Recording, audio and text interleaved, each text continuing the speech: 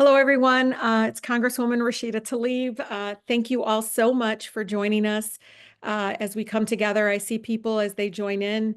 Want to express my deep appreciation to all of our neighbors who are interested in knowing how to protect our communities, to making sure that we know our legal rights. So again, I really appreciate all the number of advocates, organization, a number of faith-based organizations that have reached out, concerned, but also wanting to, again, equip and educate themselves about what they need to know, again, to protect our neighbors and to know our rights. As we know, Americans have been calling our office, legal permanent residents, a number of folks who have expressed deep concern, wanting to know what documents to carry, what their rights are if they are racially profiled. And so we really do appreciate, again, the number of organizations that joined us, and of course, my team and others that have put this together. Thank you for my residents for continuing to ask us to do these kinds of outreach and education to keep you all informed and equipped. Again, into knowing our rights. So I really deeply appreciate everyone, again, for joining us. I will now turn it over to our district director, Tony Dunbar. Thank you. Again, like she stated, I'm Tony Dunbar, the district director in our office. So whether you're here for a loved one or a community advocate, or simply to learn more about protecting, our immigrant neighbors, we welcome you. To make sure everyone can participate fully, we're offering live translation in Arabic and Spanish. If you're joining us on a computer, you can access this feature by following these steps. In a moment, at the bottom right of the corner, you'll see a screen. On your screen, you should see a globe icon. If you see three dots instead, click on the three dots and the globe icon will appear. Click on the globe icon and select your preferred language, which is Arabic or Spanish. The interpreters will provide real-time translation as the English presenter speaks. We'll pause a few times during our presentation to give interpreters time to convey this information. Unfortunately, those joining us by phone won't have access to translation options. At the end of the presentation, we'll be happy to answer your questions. So please utilize the Q&A function.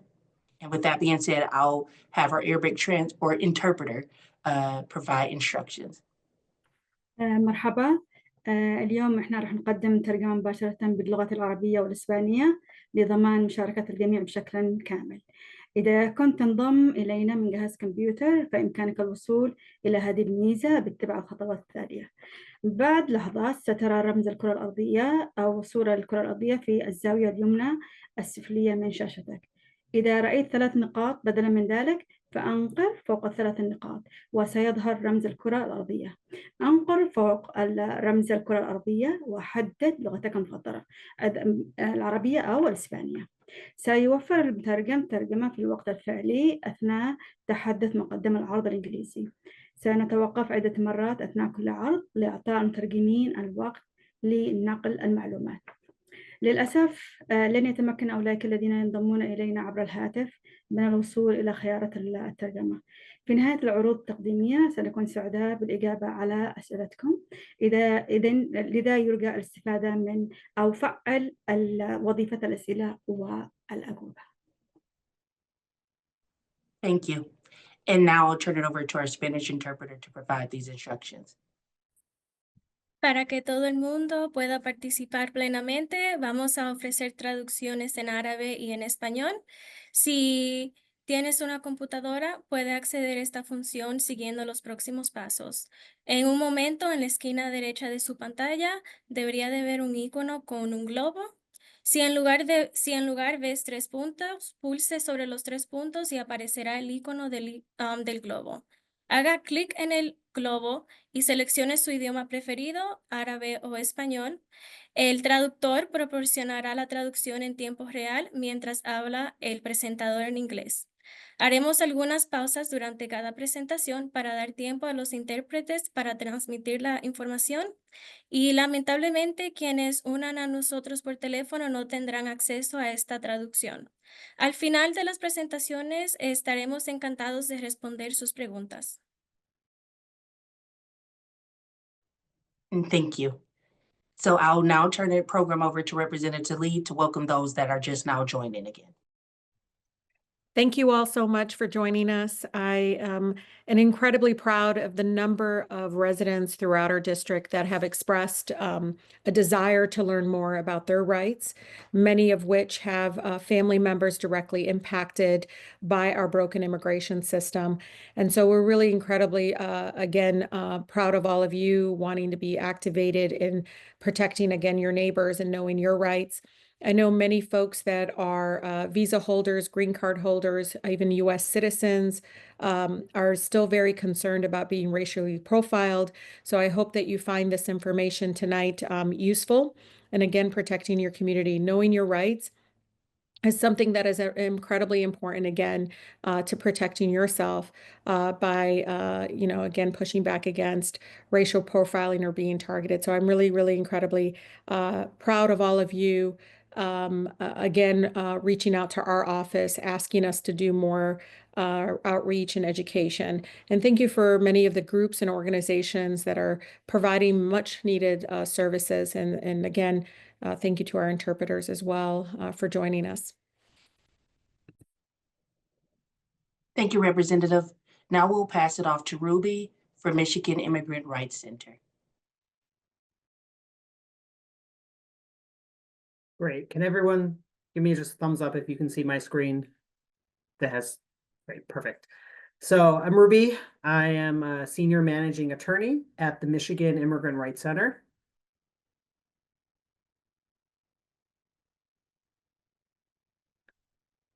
At the outset, I want to let you know that there are no magic words that will prevent immigration enforcement from occurring or stop once it has begun.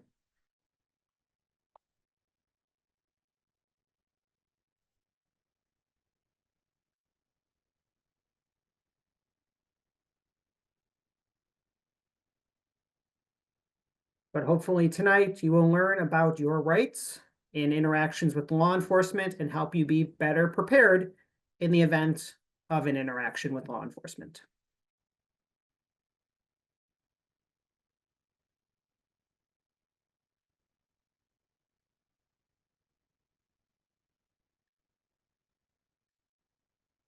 On the screen, you will see some of the services that we do provide and how to reach our office.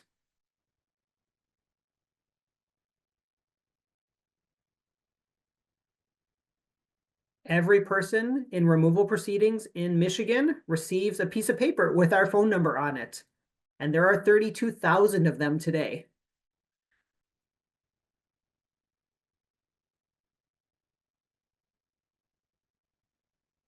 We try to help everybody, but we do not have unlimited resources.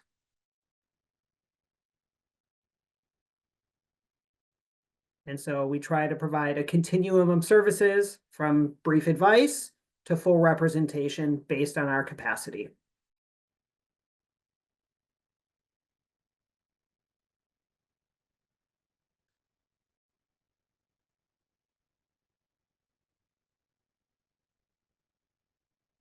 Also, for context, we have received more phone calls in the past weeks than we've ever received before. So please be patient as we try to answer your phone call or return your voicemail.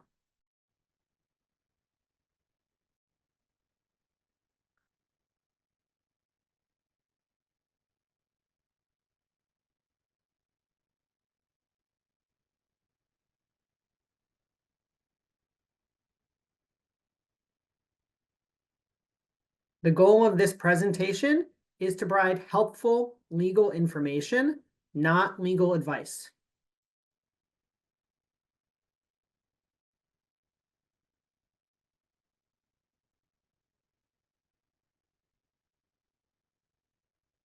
It would probably be malpractice for me to offer tailored legal advice in a large public setting like this without knowing all the facts.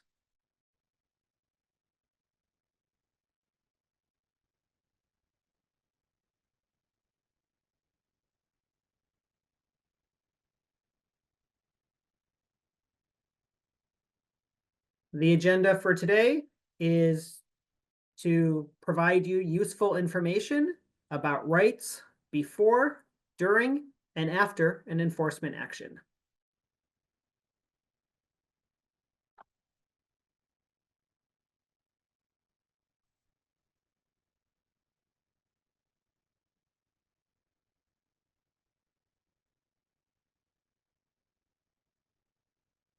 Every person, regardless of immigration status, has rights in relation to interactions with the government generally, and certainly in the context of interactions with law enforcement, including immigration.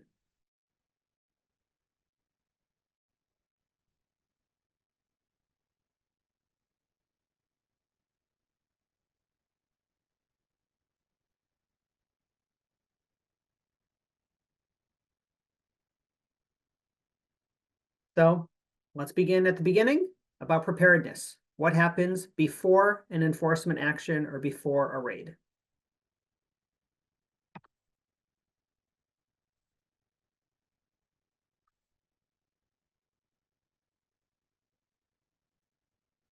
The most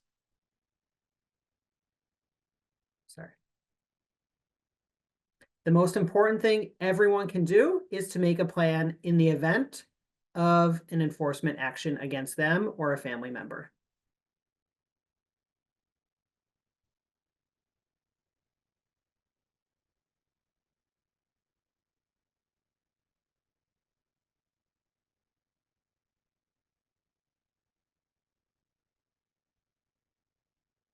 Keep important documents and information in an accessible place and make copies for trusted family members or friends in case of emergency.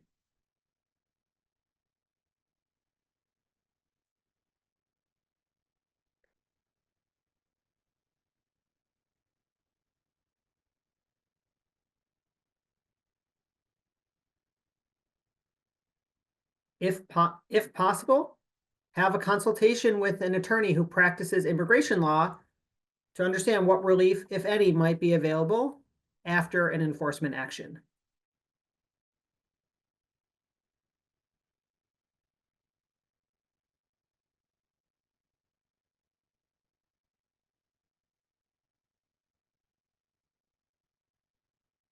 I'm going to put in the chat a link to some materials on our website for preparedness guides.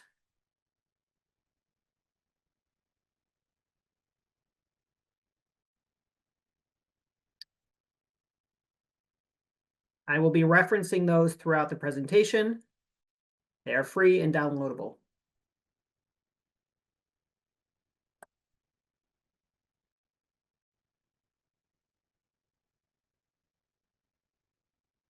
The only way to avoid being deported is to become a US citizen. So permanent residents, I encourage you to naturalize.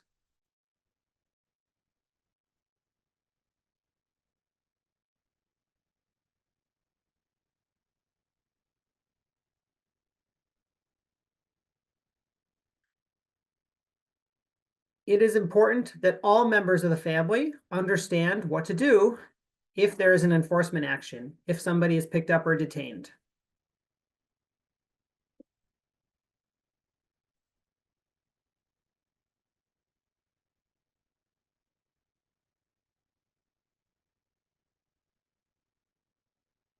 If there are children, is somebody available to pick them up at school? Are they on the emergency contact card? Are they on the school's safe release form?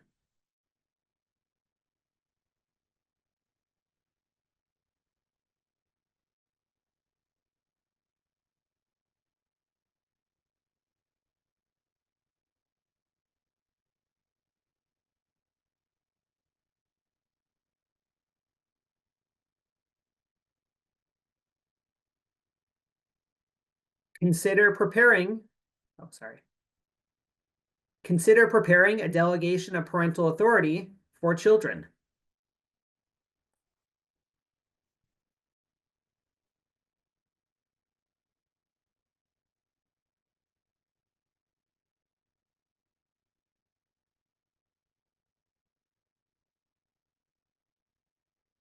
This is a legal document. It is valid for 6 months, and it does not need to be notarized.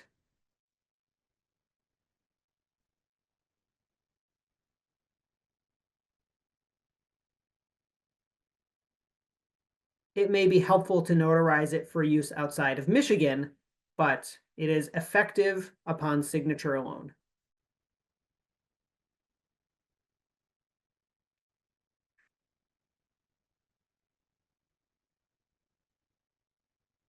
And there is a fill in the blank version available in Appendix B of our preparedness guides and also on the Michigan Legal Help website, which I am putting in the chat.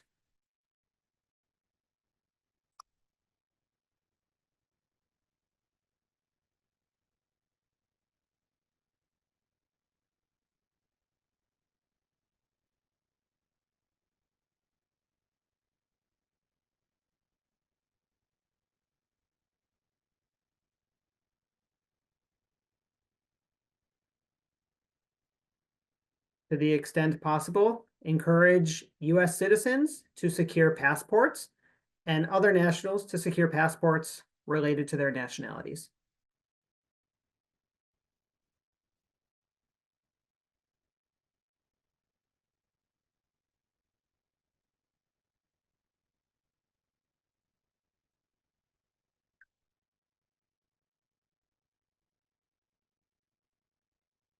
For those familiar with Southwest Detroit and the Ambassador Bridge, it is common, unfortunately, that people mistakenly drive onto the toll plaza and end up in removal proceedings.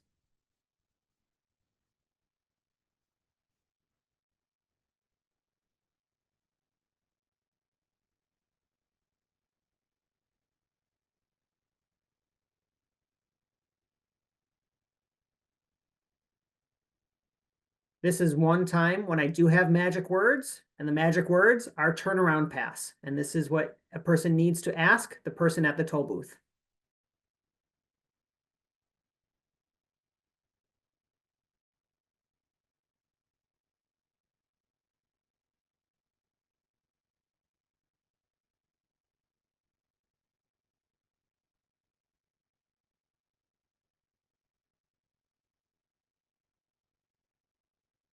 Avoid individuals who are not licensed to practice law, like notaries, notarios, immigration consultants, travel agents.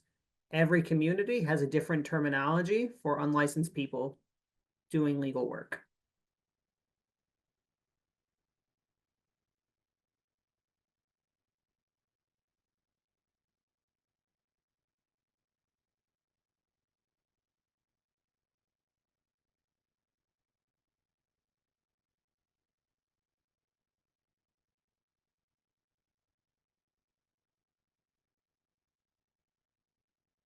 As of January 20th, DHS has updated its approach to enforcement in sensitive locations like schools, hospitals, houses of worship, disaster areas, and separately but relatedly, courthouses.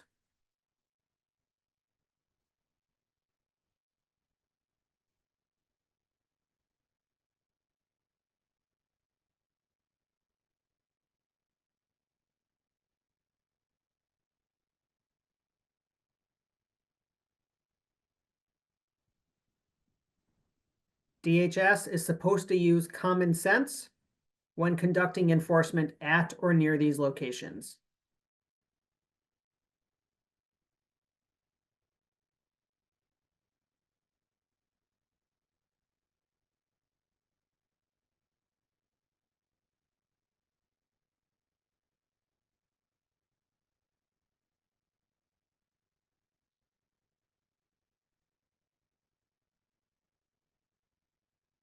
It is impossible for me to answer a question, should I do this or should I do that?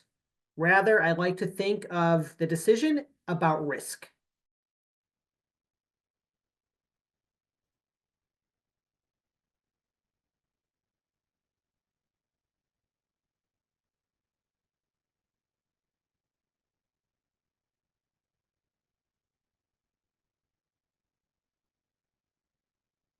What is the risk of doing this activity versus what is the benefit of doing so?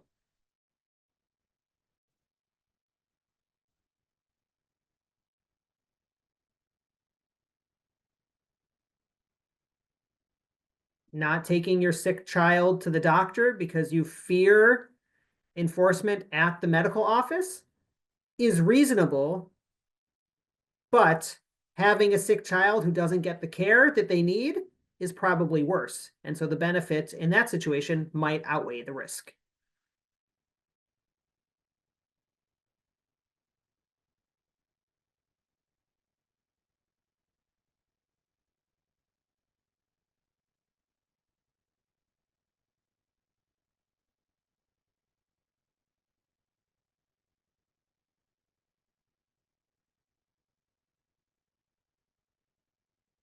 Everybody's circumstances are different, so individuals need to determine what is right for them.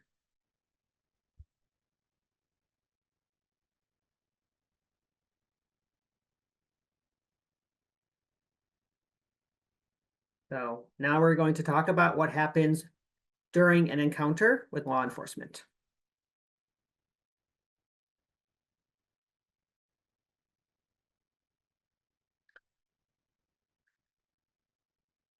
And basically there are, two types of spaces in which interactions with law enforcement can occur: a public space and a private space.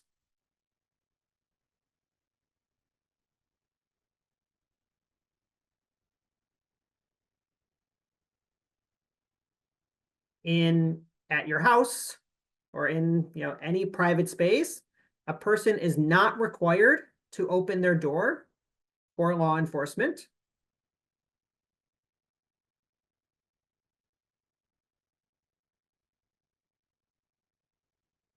Law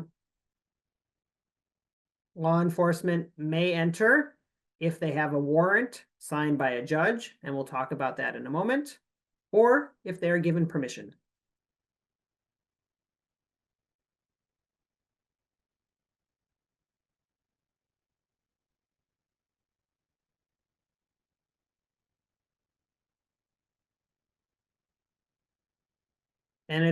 And that permission can be any individual inside that private space opening the door or providing access to law enforcement, including children.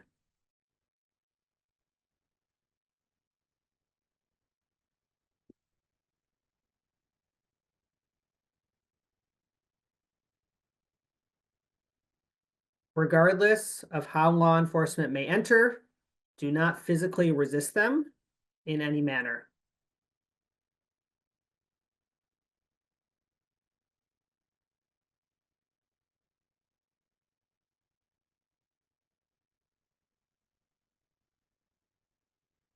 Individuals have the right to observe and also record law enforcement, but I would encourage them to tell law enforcement the same.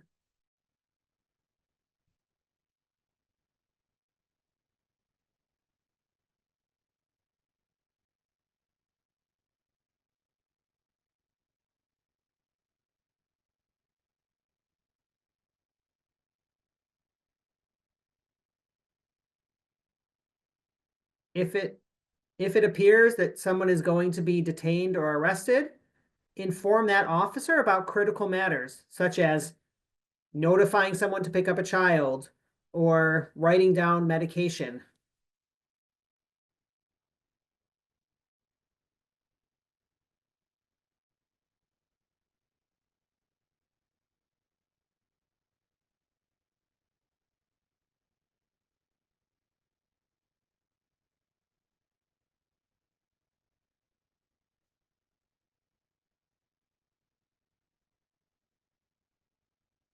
Because law enforcement will not permit a person to bring their own medication with them, for example.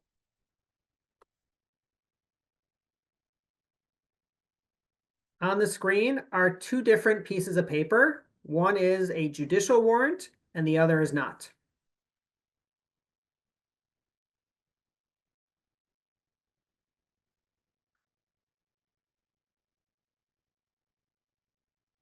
A judicial warrant has two things. One, it's signed by a judge, and two, there is the court listed on that piece of paper. If it does not have both, it is not a judicial warrant, granting law enforcement permission to enter a premises.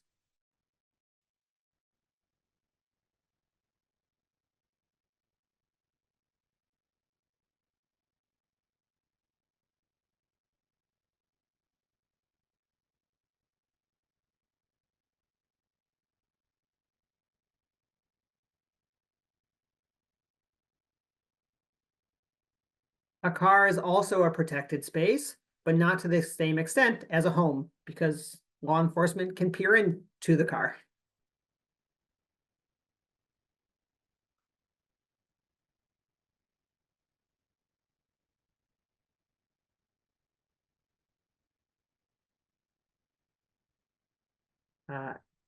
If an individual is not comfortable communicating in English in any interaction with law enforcement, they must tell law enforcement, I need an interpreter.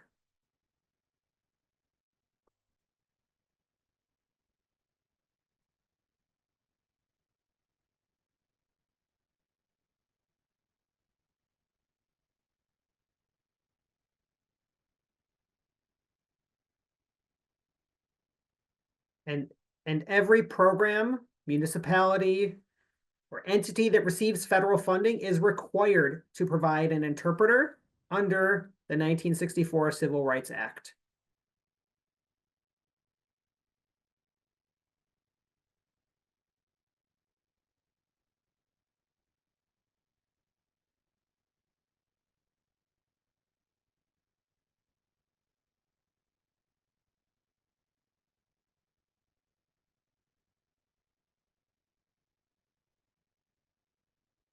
And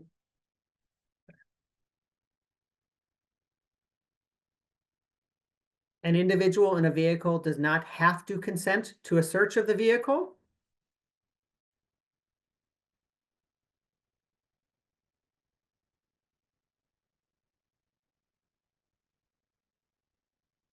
Law enforcement may only search a vehicle without consent if they have probable cause to believe that something illegal has occurred, is occurring, or will occur shortly.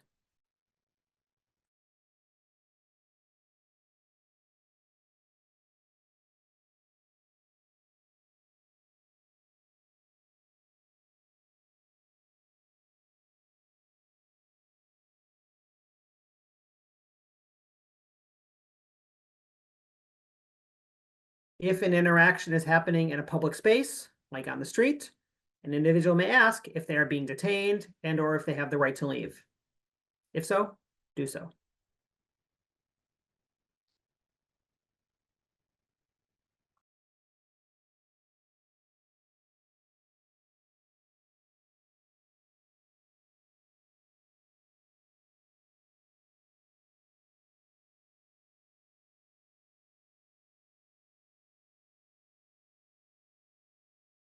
Similar rights apply in a workspace setting. In private areas, law enforcement is not permitted absent consent or a warrant.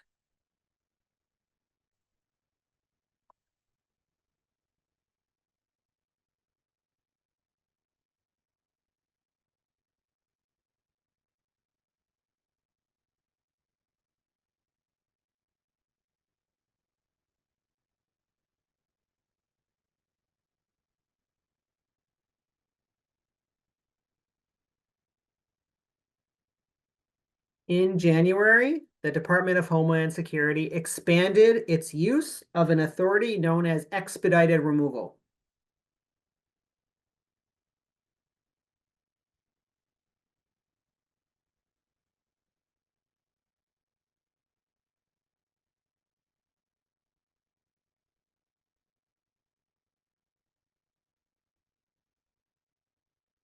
And this authority allows an immigration officer, not a judge, to issue a deportation order without a hearing and without review.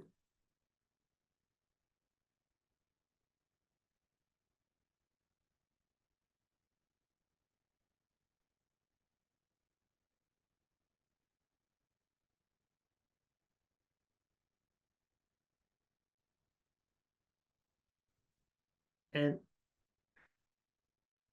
And this authority is focused on individuals who are in the United States without status for within the last 2 years.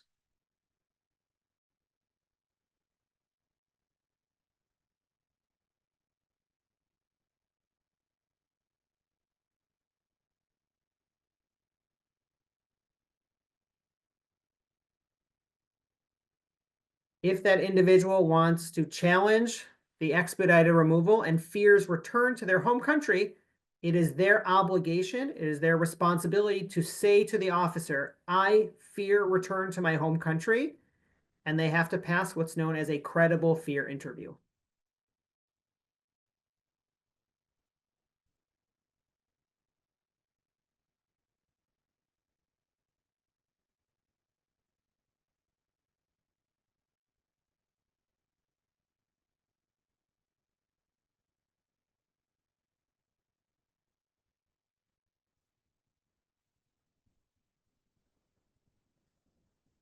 So in that sense, it may be helpful for someone to carry a document on them showing that they have been in the United States for more than 2 years, if that is the case.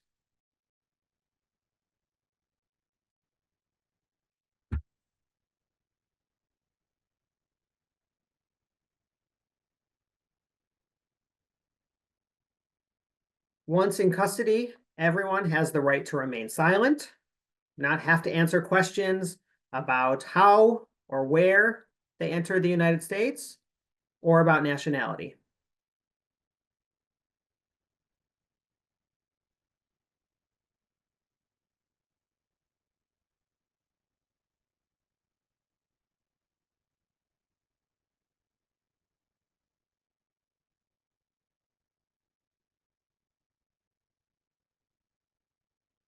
Never provide false information and do not claim to be a citizen if you are not.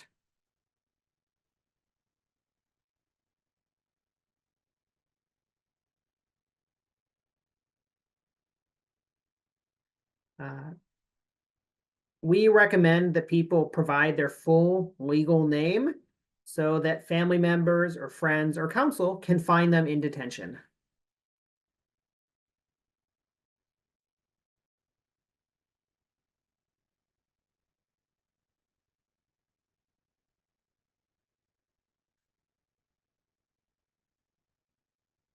Individuals also have the right to contact and consult an attorney at their own expense, and also to notify family members.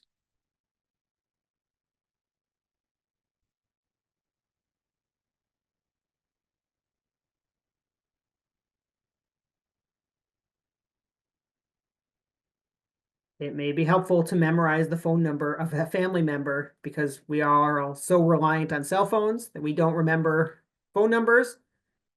Cell phones may not be available once detained. So again, the bottom line, memorize a phone number because a cell phone may not be available.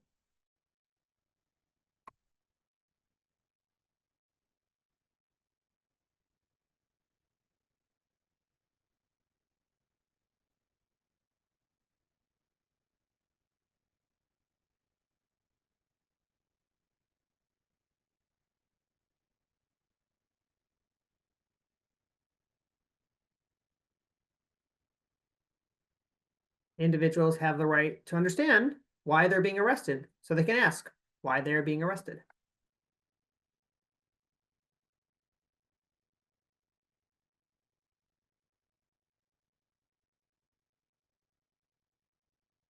There may be pressure to sign documents provided by law enforcement or the immigration officers.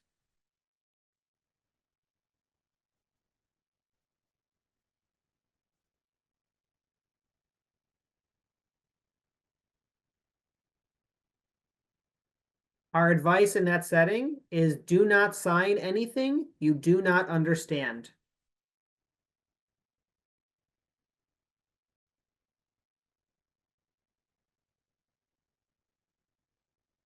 If it is in English, ask for it to be translated or to be read aloud for oral interpretation.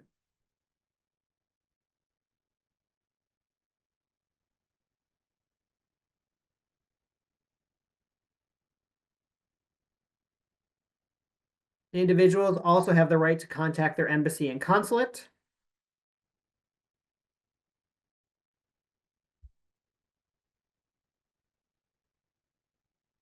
Depending on the consulate or embassy, they may be able to help someone find counsel.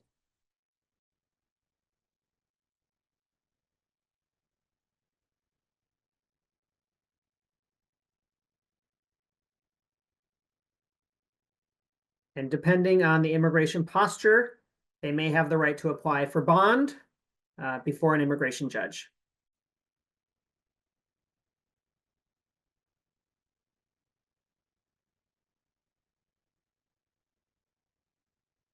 If the individual is scared to return to their home country, tell the officer the same.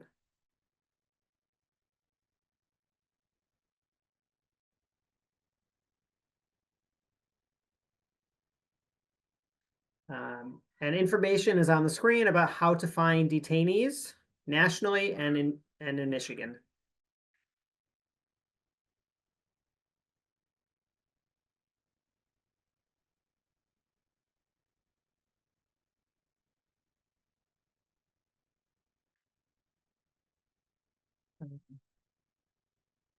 I'm going to skip the detainer portion of this slide, so we're just going to move forward because I want to make sure everyone has time to talk. So, but I think one major point I want to convey is if a non-citizen is charged with a crime, it is critical that their attorney assigned to them or that they find understands the immigration consequences for that offense.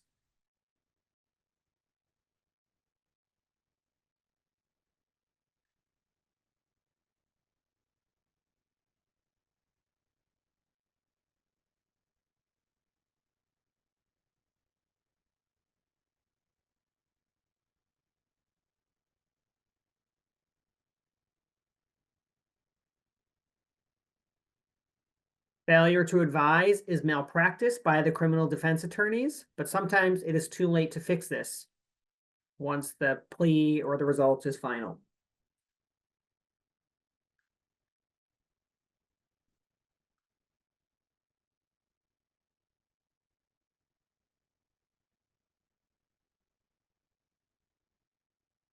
In Appendix B of our preparedness guide, there are several pages that people can fill in information about children and medication and health and housing and financial data. Use that to build your plan in the event of an interaction with law enforcement.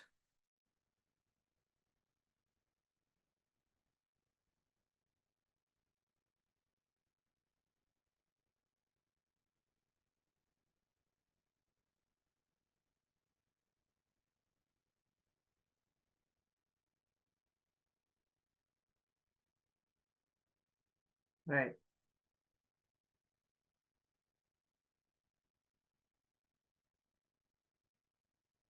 Let's recap your rights.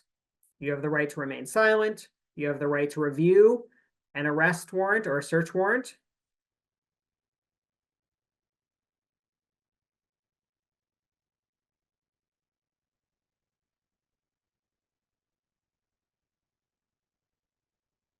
You can ask law enforcement to slide it under the door, hold it against the window, show it to the video doorbell,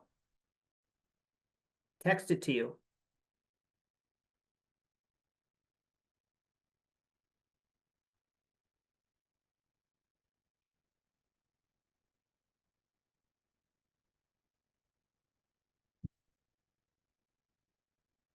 You have the right to talk to an attorney and to make a phone call and to notify your consulate.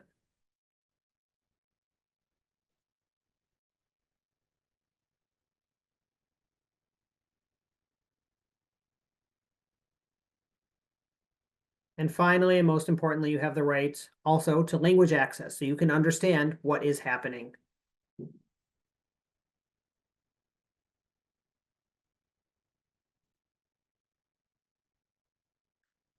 If you have or see harmful or discriminatory interactions with law enforcement, you can report it to the ACLU of Michigan.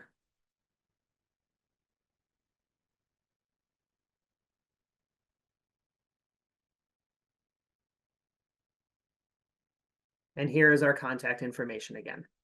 Thank you all.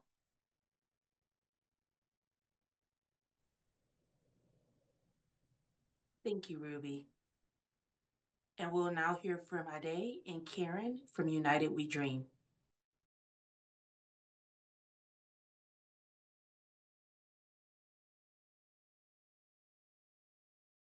Okay, great. Hi, everyone. Thank you so much for all the information, Ruby.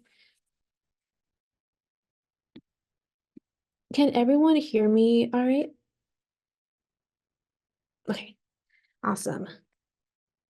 Hi, everyone. Before we move on with our federal advocacy update, I do want to provide a bit of some background on United We Dream, who we are, and the work that we do.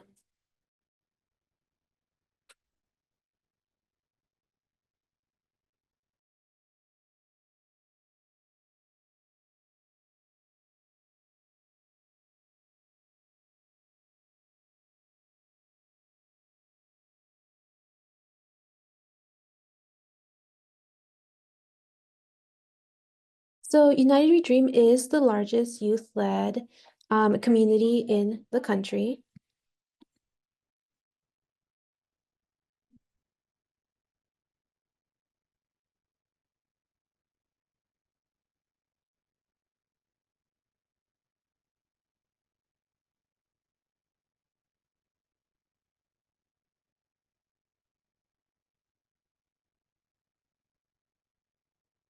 And we create welcoming and safe spaces for young people, regardless of immigration status, meaning we do welcome immigrant and allied youth alike.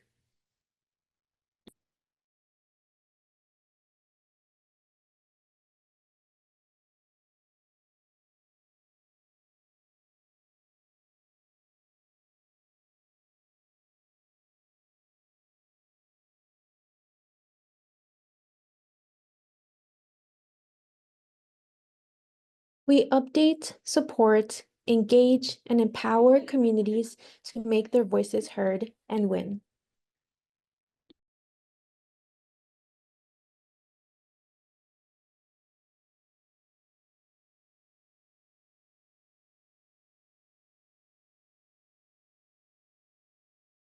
Our vision is a society which celebrates our diversity, and we believe in leading a multi-ethnic intersectional path to get there.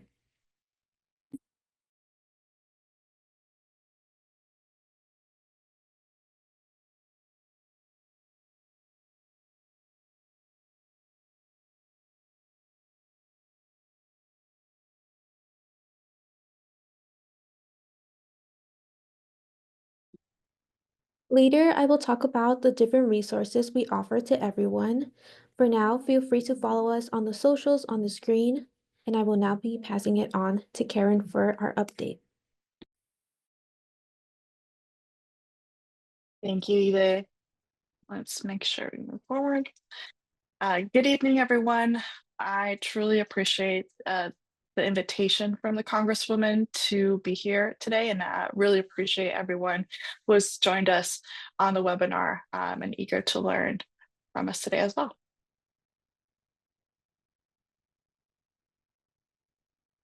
So my name is Karen Fierro Ruiz. I am the Federal Policy and Advocacy Manager at United We Dream. And I'm honored to be speaking with you all today on the latest immigration policies and what it means for our communities.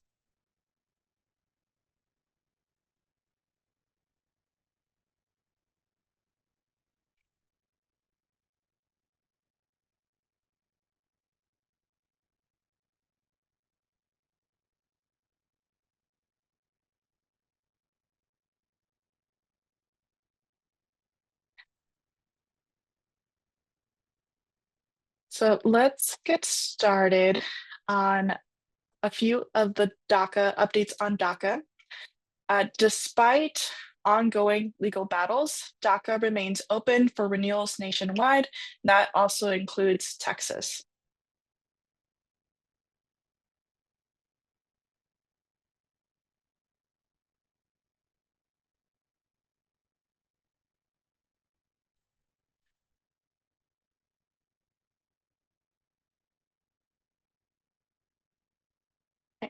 We highly encourage recipients to renew within 140 and 160 days before their most recent work permit expires.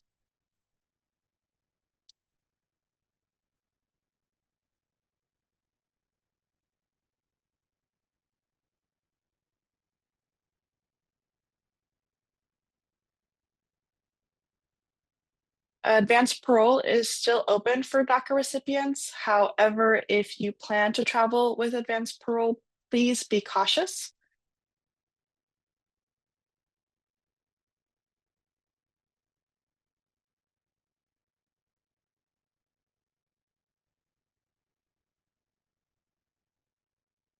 We've heard reports from the American Immigration Lawyers Association of some advanced parole holders facing reentry issues. So it's crucial to consult a trusted immigration lawyer before making those travel decisions.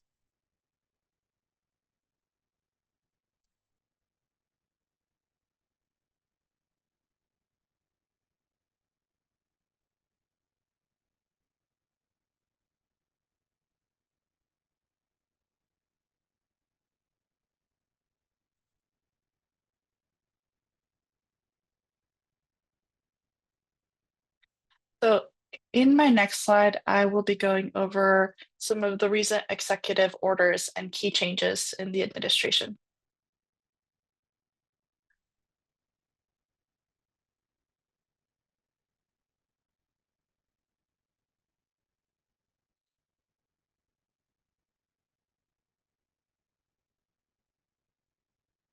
The Trump administration has taken sweeping actions to dismantle protections for immigrants, such as cutting asylum and parole programs and expanding enforcement powers for local police.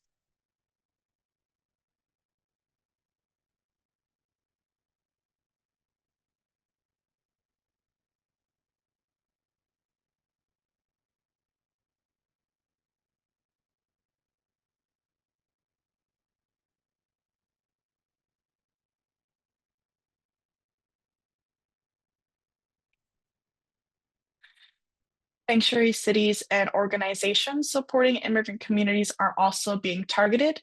These are changes that will have profound consequences on immigrant communities moving forward.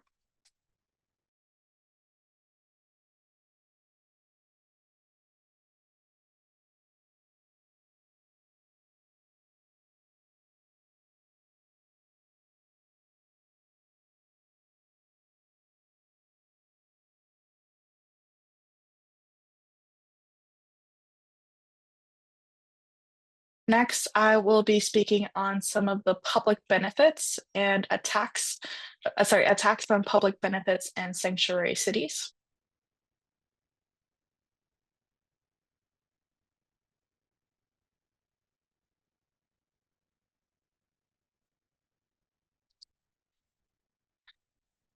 We've seen executive orders push local agencies to enforce immigration laws and cut resources for organizations supporting vulnerable immigrants.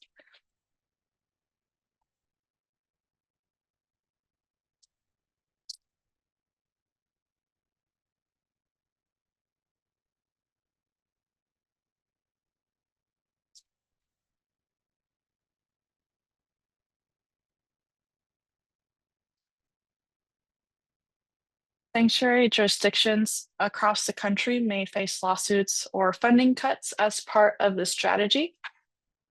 These measures are intended to create fear and instability within our communities.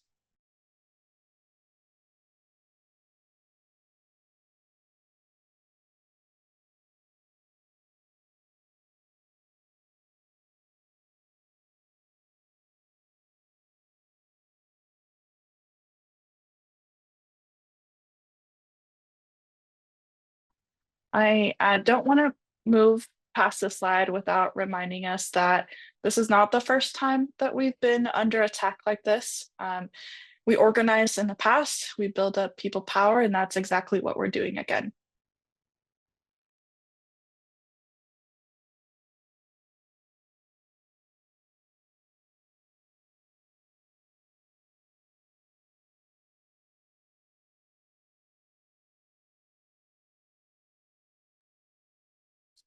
Next, we'll touch on the Laken-Riley Law.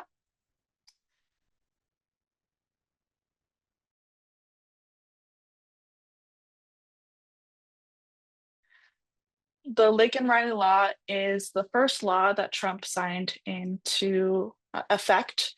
It is one of the most aggressive immigration policies that we've had seen.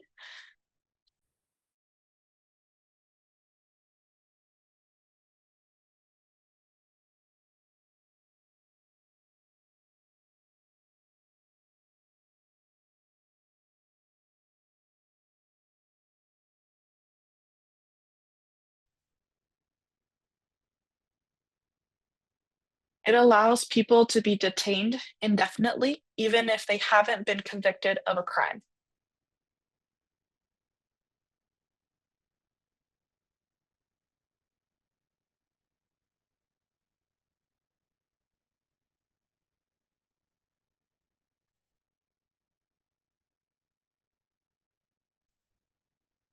The law also expands state power to challenge federal immigration decisions and further politicize immigration enforcement.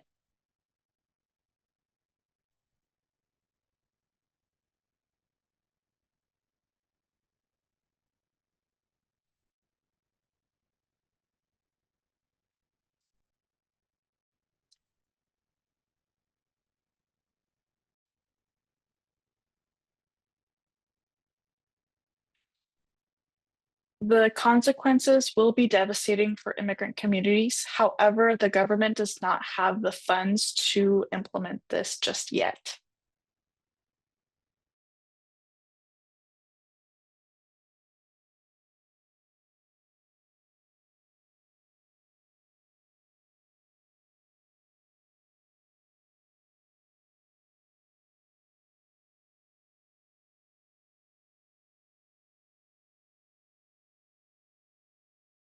Right now, both the House and the Senate are trying to figure out this next year's funding.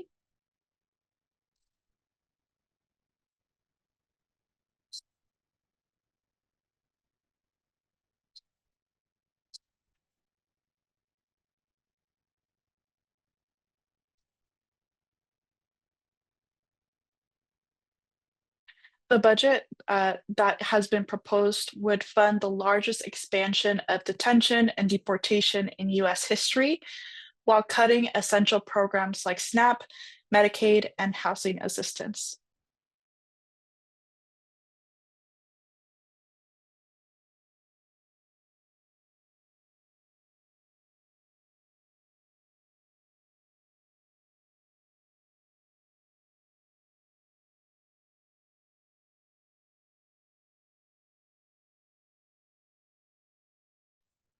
This is an attack not just on immigrants, but working class communities as a whole.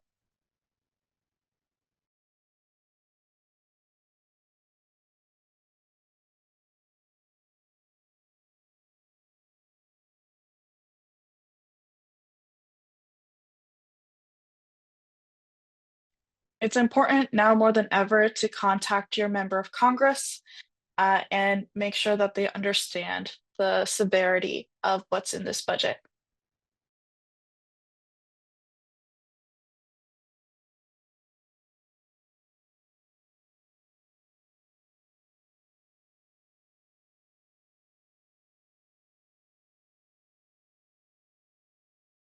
Right.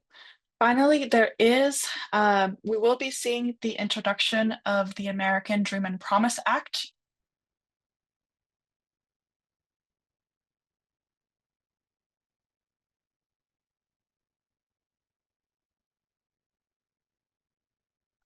This bill is a crucial piece of legislation that would provide stability and security to undocumented youth, those with DACA and without, and TPS recipients.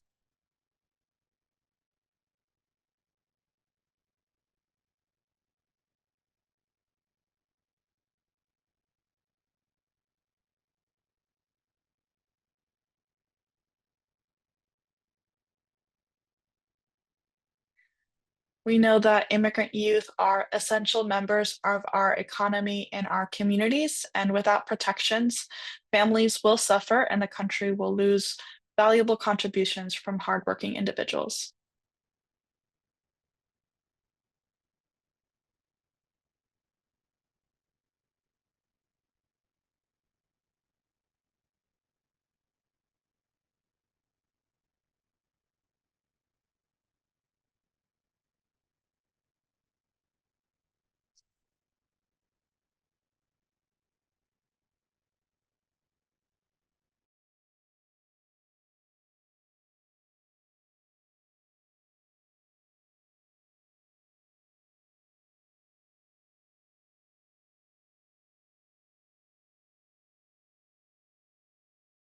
Oh. I was just going to say, I'm going to pass it over to Ile, but before I do so, I just wanted to say that now more than ever, we must stay informed and plugged in. Our communities need us, and we have the ability to stand up for each other. Thank you all.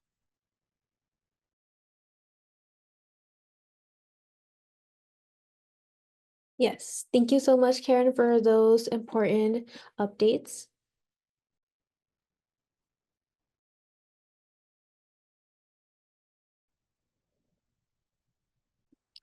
I will now be going over some key resources that we offer, ranging from educational to mental health resources.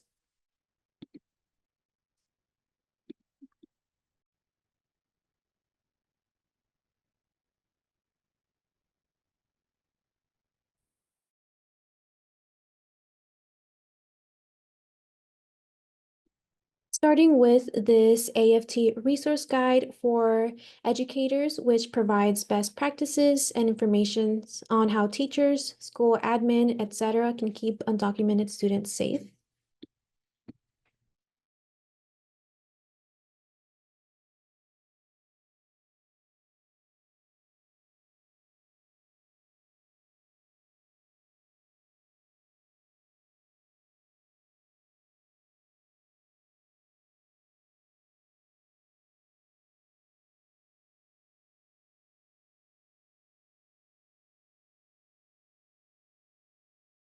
Oh, and I also want to share our UndocuHealth resources that are made up of mental health resources, such as our Resilience and Community Care Toolkit, which provides wellness practices.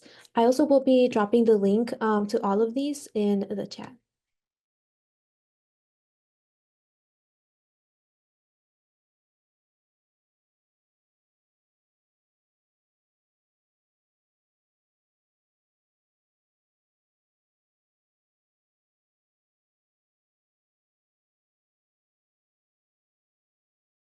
We also have a DACA guidance resource, which provides up-to-date information on frequently asked questions regarding DACA, as well as including advanced parole.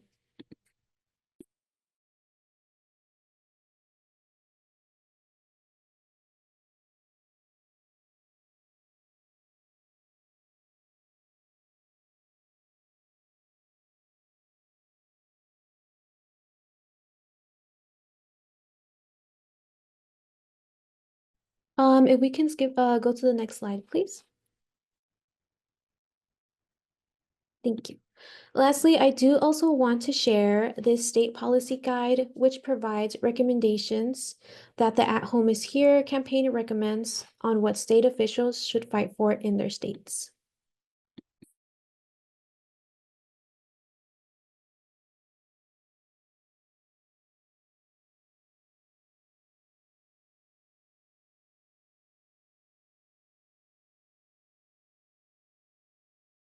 If we can go to the next slide, please. And finally, I want to share these actions, local and non-local, that people can take to show their support.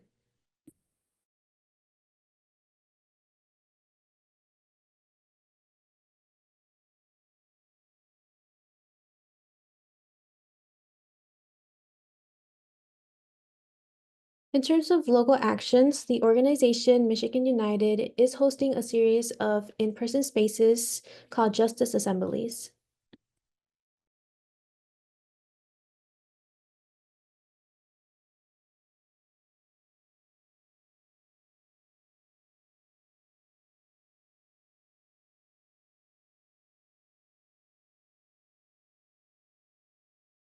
I also want to remind everyone that your voice is powerful, and a great way you can show up for immigrant communities is by calling your representatives.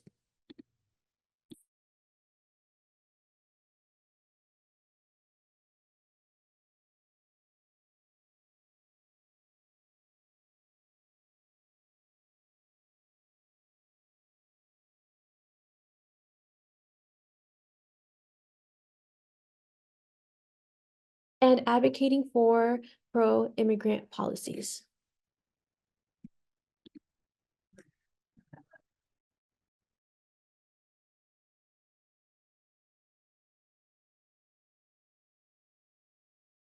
Before I pass it back, I do also want to invite everyone and anyone interested in joining our strong network of immigrants and allies.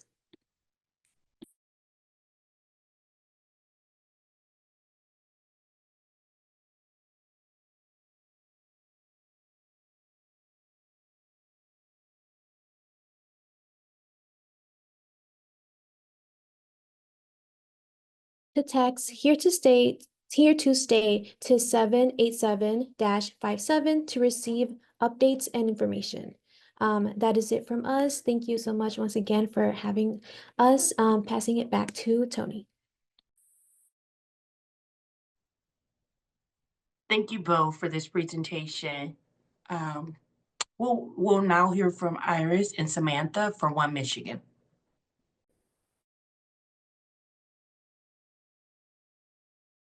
Hi, everybody. My name is Samantha Magdaleno, and I am the Executive Director of One Michigan for Immigrant Rights. And today I'm also joined by Iris, who is our Youth Director for One Michigan for Immigrant Rights. And I wanted to start off by saying why I personally do immigration work and why it's important.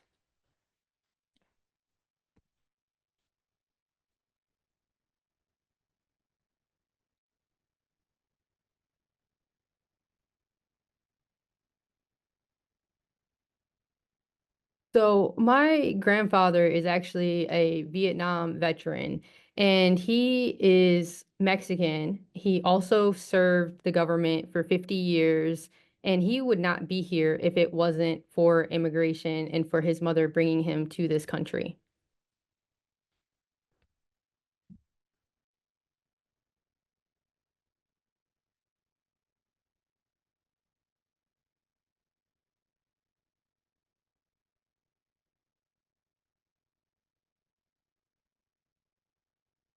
And he has always instilled in me the values of helping others and making sure that we have strong values in our country and that we have strong people to make sure that we're doing everything that we need to do.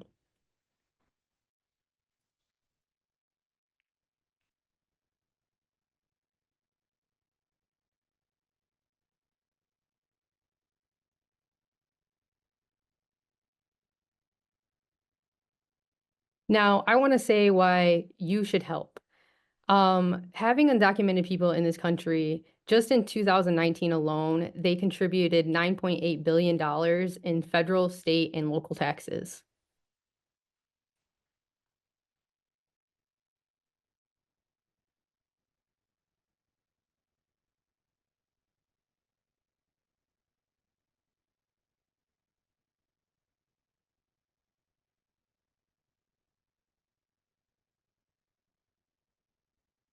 They held more than $82.2 billion in spending money, which goes back into the local economics, spending on housing, consumer goods, and services.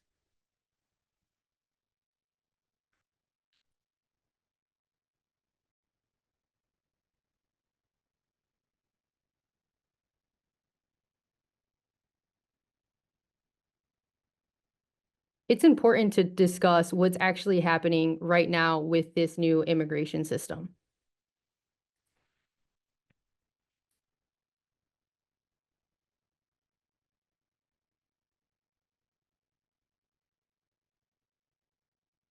The majority of the people in this country that are coming in without papers are actually committing what it's called a civil infraction.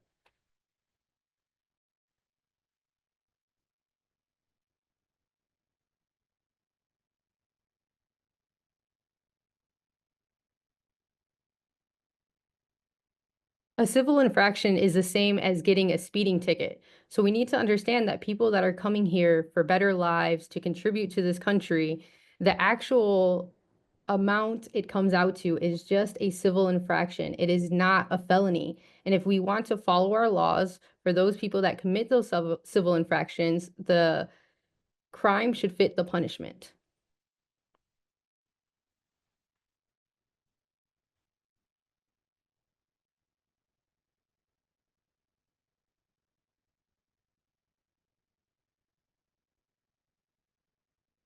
And unfortunately, the narrative of ICE only going after criminals is not true right now. There are a lot of people that are being sought after that do not have criminal records, and they're still being detained and separated from their families.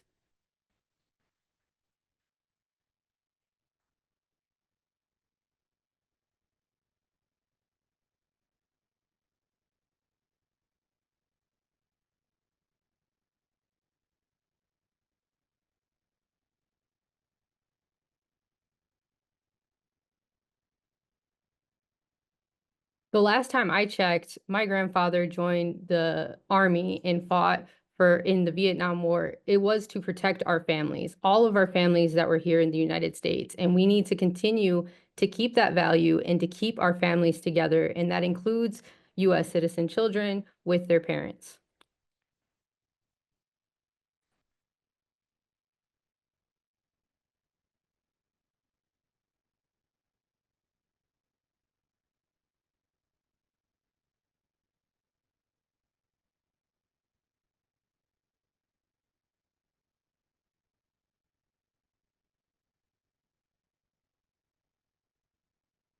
So with that being said, I have up on the screen resources for people that need help.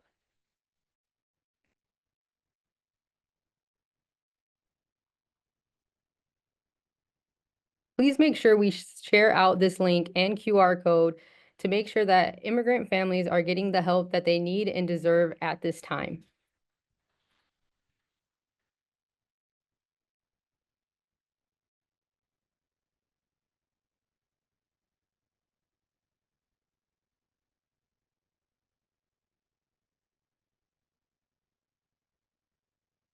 There are a variety of different questions that will help us identify how to exactly help you and what you need.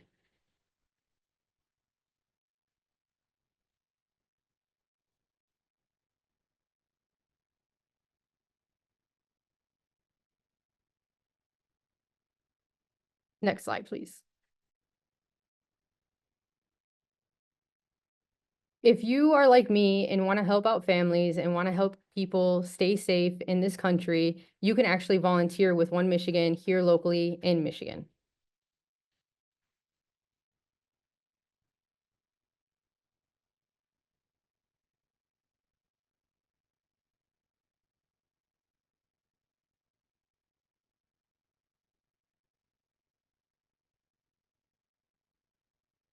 There are a variety of ways to help, from online advocacy, working on social media, to actually being on the ground, being in the community, doing donations, collecting for fundraisers, just to make sure that we're helping these families as much as possible.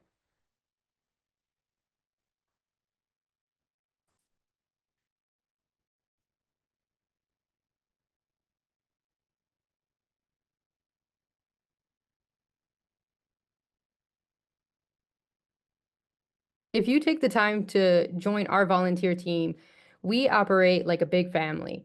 Everybody knows each other, everybody is friendly with each other, and again, we just want the best for this country, and is to uplift families and to keep them together.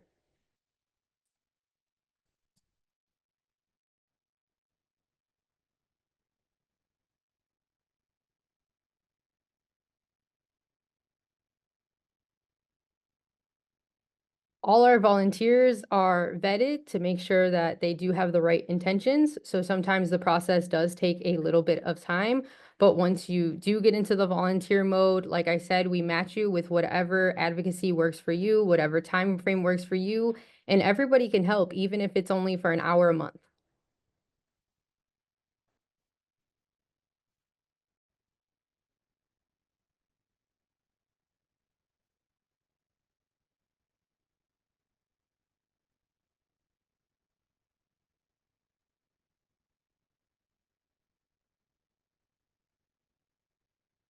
Next slide.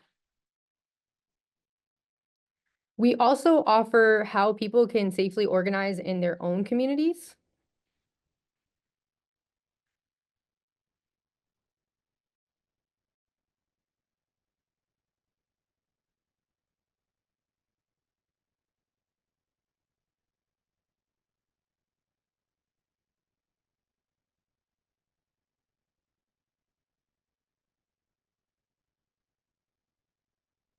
So if you are not directly in the Metro Detroit area, but even if you're in a different state or you know people that are in a different state, they can actually fill out this form and we will contact them and we can arrange to either see them in person or we can do a Zoom call to help you organize to help immigrants in the safest way possible.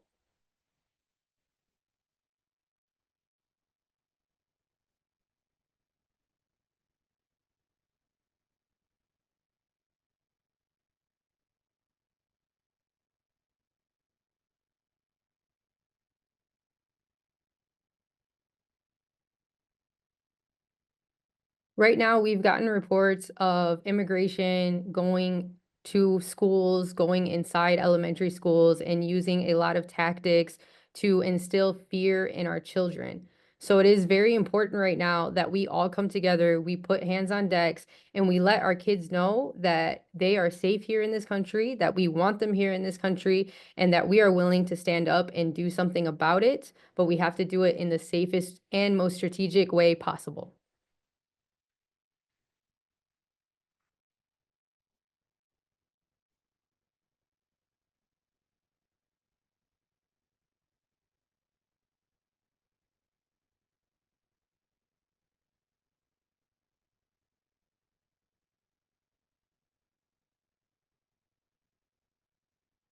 So One Michigan has been organizing for nearly 15 years now. We have been all over the country. We have stopped numerous deportations, including 20 women being released from Louisiana County during COVID times. So we know exactly what to do and how to help you out, even though right now it's a trickier time to do community organizing work because there is a very different administration in place.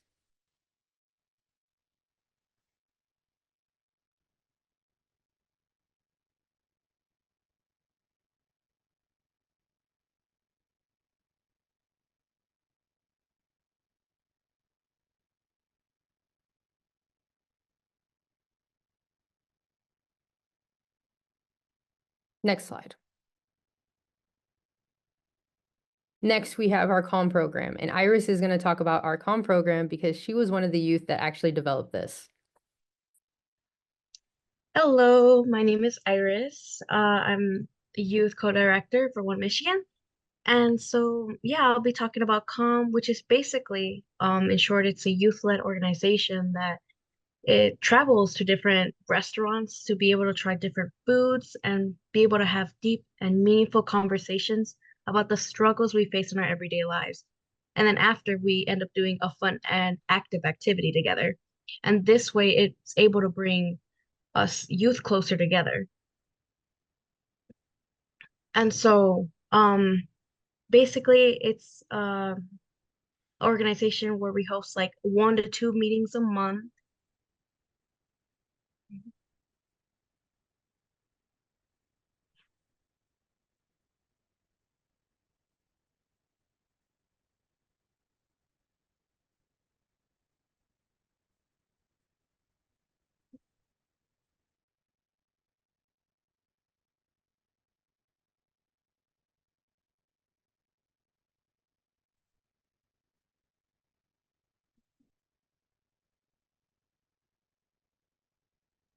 And particularly, we're going to be focusing on immigration and discussing the hard topics of immigration with our youth. So we can go to the next slide.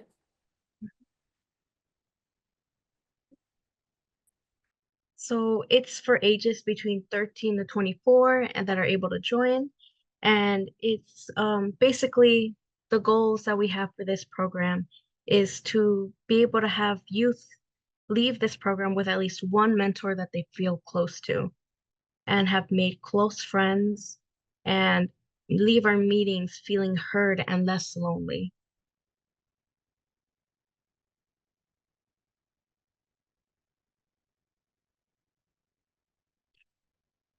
and we explore and learn about new cultures, which is why we eat in different restaurants to be able to explore the different and varieties of food that there is, because food is something that's able to connect us together.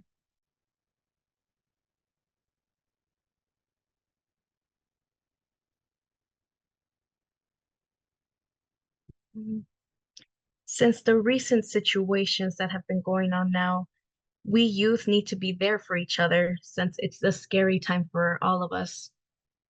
So with this link and this QR code, you can sign up, youth can sign up to be able to join this organization. And youth can select topics that they would like to discuss.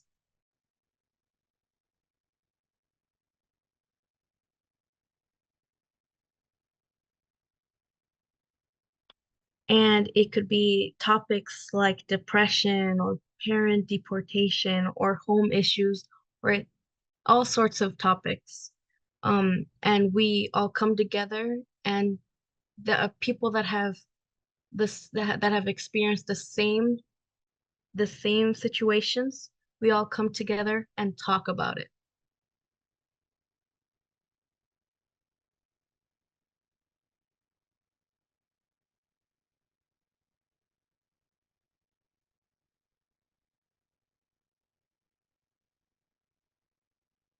So in the past, it has helped out youth be able to connect together, and it is also just a way to be able to feel closer to each other. They have left these meetings feeling heard and was able to have a connection with other youth in this organization.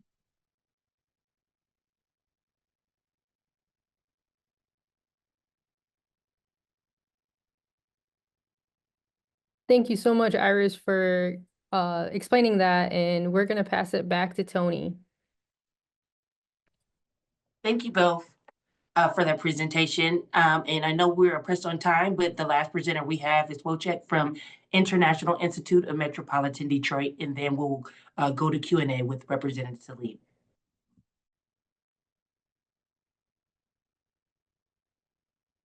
Yes, thank you very much. And there's nothing better to start the presentation being pressed for time, but I will do my best and, make sure that the information is passed, and I try to do in some sort of timely fashion. But first and foremost, I want to thank you, Congresswoman, for inviting International Institute and the panelists. I learn a lot, and I think that's the advantage of being part of this type of joint webinar. But and I know I have to slow down a little bit for the translation, but I wonder how much wiggling room I have because of a time pressure. But nevertheless, as you can hear, I am an immigrant representing organization that is 100 years old or over 100 years old and comprises of immigrants. So in all likelihood, some of our staff walked in your shoes and speaks your language.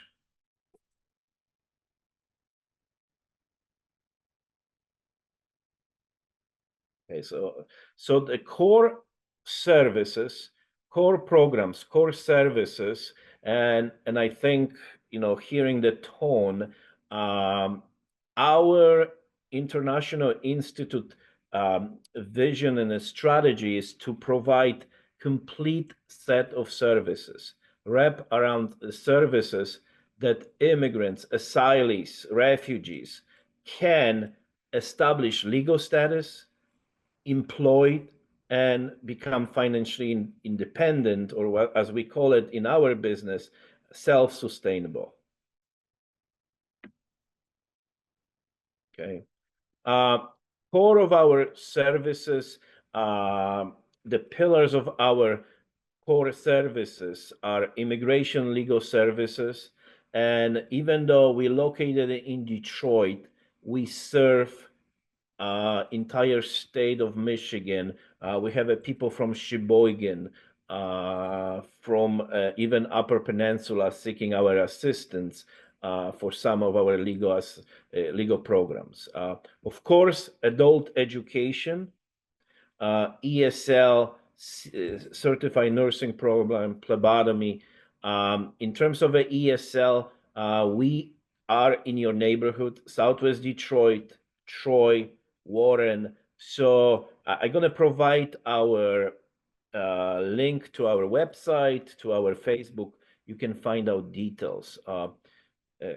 Center for Working Families, the core competencies or core services, along with the refugee employment program, is to train people to become employable, help them with recertification, education, and place them in real jobs. So we have a case managers, career developers, career coaches to help individuals finding place in different companies close to the neighborhood or in a reasonable distance. And food assistance program along with the community development. We usually adopt a neighborhood. For the last couple of years, Warrendale is the neighborhood that we building solid foundation for integration of immigrants, refugees, but also local residents. Okay, my assumption is that the most interest to this group is the immigration legal services.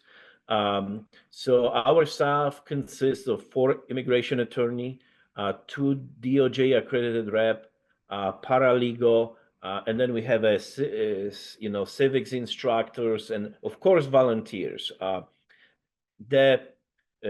Ruby mentioned in his presentation, we since November there has been a spike in intakes and calls for DACA renewals. As a matter of fact, today, at 2:00 I was on another Zoom call, and between 2:00 and I left around 5:00 so I can get home and join this important webinar. We had 4 appointments for DACA renewal. And we still asylum, TPS, whatever the legal adjustment of status, but there has been enormous spike for people who been a green card holders for 24 years pursuing citizenship right now, which rightly so. And I would encourage if you know anybody in your neighborhood, family members, relatives, please reach out to organizations in your neighborhood, legal service providers. The time is now. And I know I'm try to expedite and maybe I don't allow the interpreters to type everything, but I know I'm pressed for time, guys.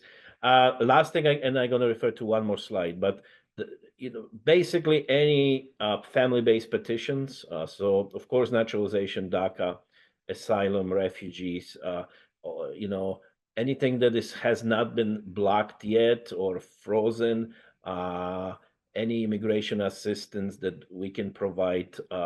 You can either if we are booked, we will refer you to somebody, that we trust and so forth.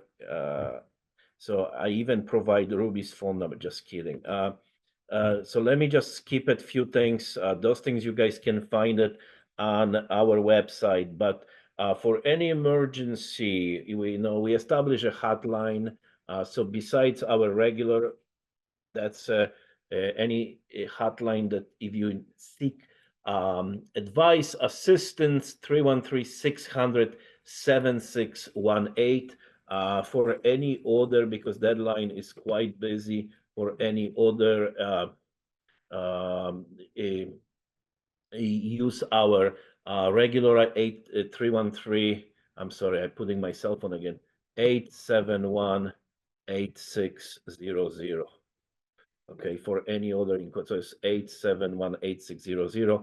Of course, you can find all of information on our website and our Facebook. So I cut a little bit short, or quite a bit short, but I fully understand it. The significance and importance of and give you time for a question. So with that, I pass it back to Tony so we can still finish in a reasonable time. I truly appreciate it, Wojciech. Thank you so much. I'll make sure the representative go ahead with a live question. No problem. And, I forgot to write Ruby's phone number, but that's okay. Yeah, he presented it prior. He actually showed it in his presentation. So first of all, thank you to the interpreters. I know this was a very long program. We appreciate it very much. I'm just going to go through a handful of questions. One is get often asked is, if I'm a U.S. citizen, what because they're worried about racial profiling. This comes from many of my residents who are naturalized citizens, and they want to know, should they be carrying any documents with them? I don't know if Ruby, we'd like to answer that question. Again, racial profiling is a reality. So to the extent that people have documents proving their citizenship, it is a helpful thing to avoid a bad day becoming an even worse day.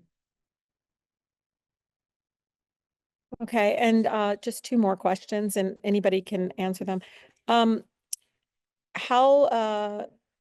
can the question was about if a family member is detained or they're not sure and they hear that they've been picked up or approached by immigration, what can they do to find out where they are? So typically after an arrest, an individual is taken to, a law enforcement office for some paperwork and processing.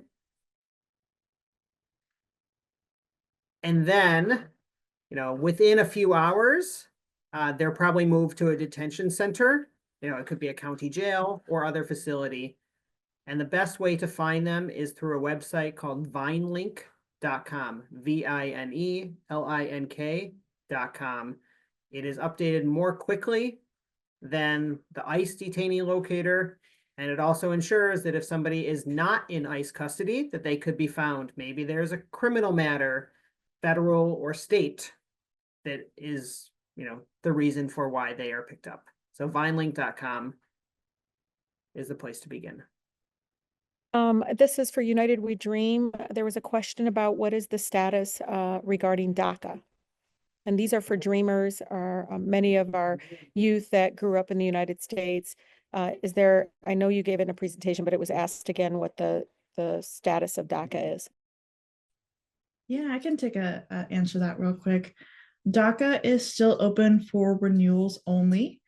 So if you currently have DACA, you can continue to renew it as normal. We do recommend that you renew within 160 to 140 days so that there's enough time for you to get your renewal. If you are, needing funds to renew, there's a lot of different orgs out there that are providing renewal fees or renewal funds. So you can check those out at the United We Dream website and others. I know that there's quite a bit of a list when you do a bit of a Google search. But for now, folks who have DACA can renew. They can also travel with advanced parole. But like I mentioned in the presentation, we be very cautious. Talk to a lawyer before you leave the country, because we don't know how points of entry will continue to change during this administration. So we have to wrap up because we're 2 minutes over, but please know that you can still reach out to my office if any folks that live in my community that have questions. I know a lot of pastors, reverends, faith-based leaders have reached out because their congregation is very diverse. Know that we'll be working as closely as we can to make sure that we can provide a lot of this information to your members. And again, I appreciate everyone that joined us tonight. A recording of this presentation will be posted later online. And again, appreciate everyone's help and support tonight. Thank you. And I'll turn it over to Tony if there's any last minute wrap up comments. No, you were all set here. Thank you All right. guys again for Thank this you all. evening and all Take our care and please panelists. be safe. Amazing Thank work. you all.